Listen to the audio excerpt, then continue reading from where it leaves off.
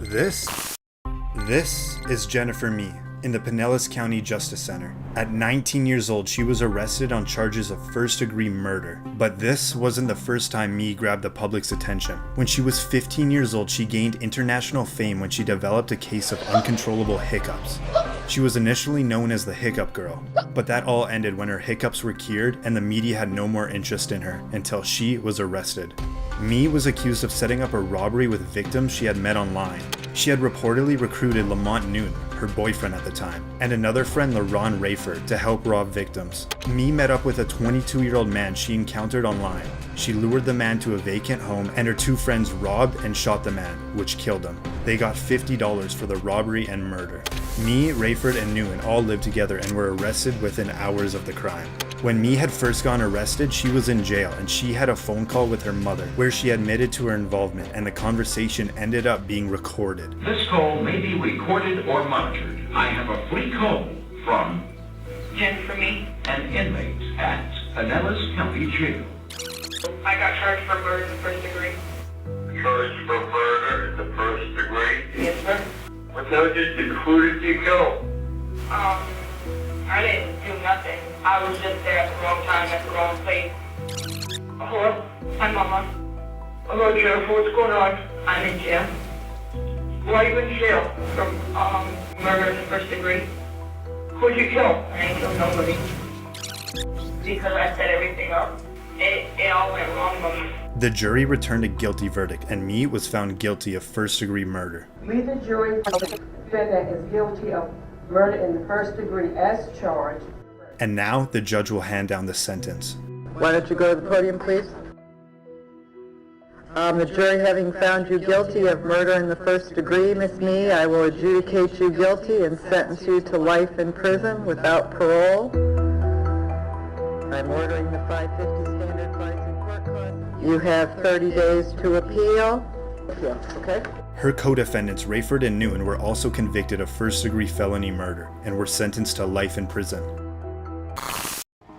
This is Dylan Shoemaker. In a Buffalo, New York courthouse, he's at his sentencing after being convicted of second-degree murder. At age 16, Shoemaker was babysitting his girlfriend's child when she went to work that evening. He was inside a Springville home that he shared with his parents. Later that evening, Shoemaker beat the 23-month-old child, and a result of his injuries, that young child died.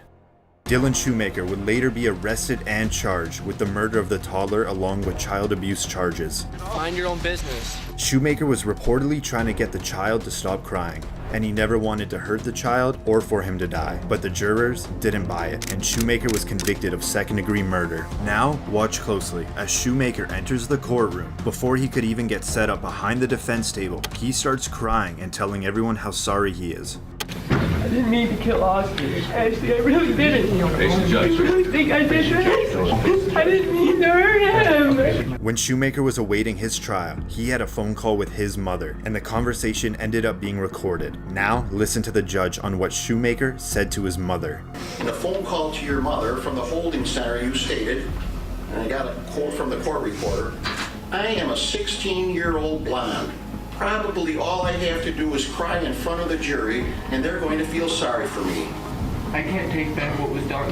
I wish I could. I would give my life for Austin. Shoemaker was later sentenced to the maximum punishment. That you be sentenced to an indeterminate term of imprisonment, which will have a maximum of life. The court hereby imposes a minimum sentence of 25 years. But that sentence was later modified to 18 years to life. This is Brandon Spencer in Los Angeles County Superior Court. He was charged with 4 counts of attempted murder. I'm sorry for what happened to your uncle, but he's life in prison. On a Halloween night, 19-year-old Spencer attended a crowded party on the University of Southern California campus in Los Angeles. Suddenly, gunshots went off, and it was mayhem. Everyone scattered. Some ran in fear, and others hid. Reportedly, Spencer also ran, but he was stopped in a parking lot half a mile away, where he got picked up by the LAPD for questioning. A couple days later, he was charged with 4 counts of attempted murder. 4 people were injured, but fortunately, no one died. That if you are so intent on killing someone that you're willing to shoot them and at the same time opened fire into a crowd.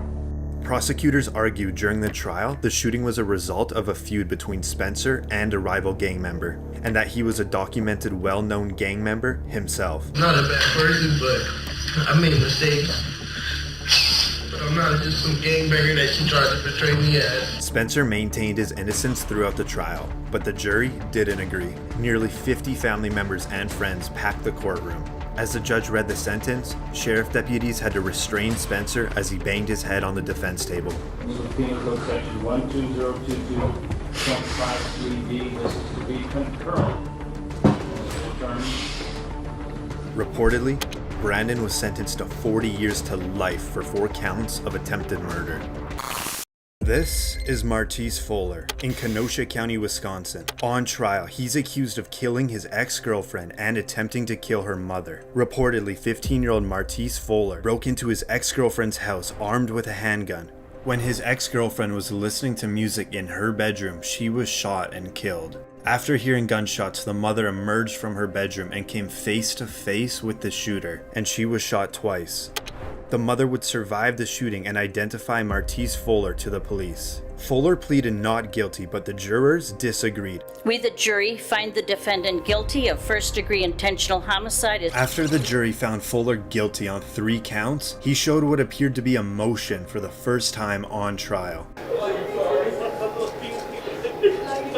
During Fuller's sentencing, he continued to maintain that he is innocent, and moments before he is sent to prison for the rest of his life, he put together a statement for the courtroom. Judge, Mr. Fuller's prepared a statement that he asked that I read on his behalf. Okay. Martise writes, I wanted to write this giving my sincerest apologies to this family I once shared time and love with. Truthfully, I am sorry about the pain you've all suffered through, but more importantly, the loss of my ex-girlfriend Kaylee, that I loved too. But I have to continue to stand innocent because I am. And I hope you all can eventually see in your hearts that I am not the person the media has made me out to be. Now, the judge will deliver the sentence. I don't have any ability to trust that you will never commit these acts again.